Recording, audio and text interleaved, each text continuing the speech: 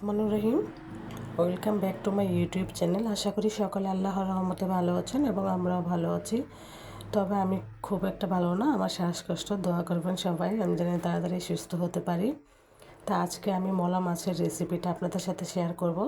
সেই জন্য 250 গ্রাম মলা মাছ নিয়েছি। এখানে নিয়েছি একটু আদা বাটা, দিয়ে দেব স্বাদ মতো লবণ, হলুদ গুঁড়ো। তো হলুদ গুঁড়োটা আমি 2বার দিয়েছি।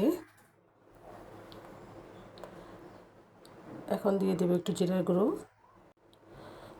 দিয়ে দিলাম একটু মরিচ গুঁড়ো।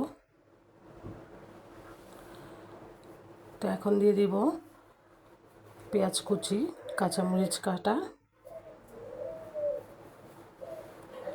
2 মুঠো টমেটো, দিয়ে দিলাম কিছু রসুনের কোয়া।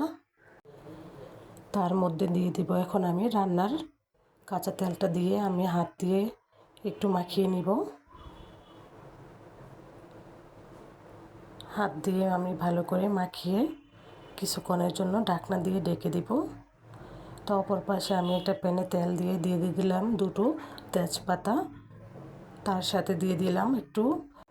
তো এগুলো আমি ব্রাউন কালার করে ভেজে নিব।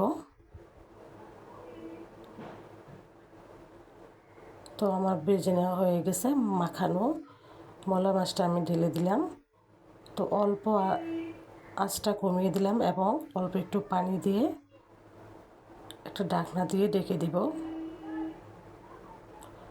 তো ঢাকনা খুলে আমি আলতোভাবে মাছগুলো নাড়ব।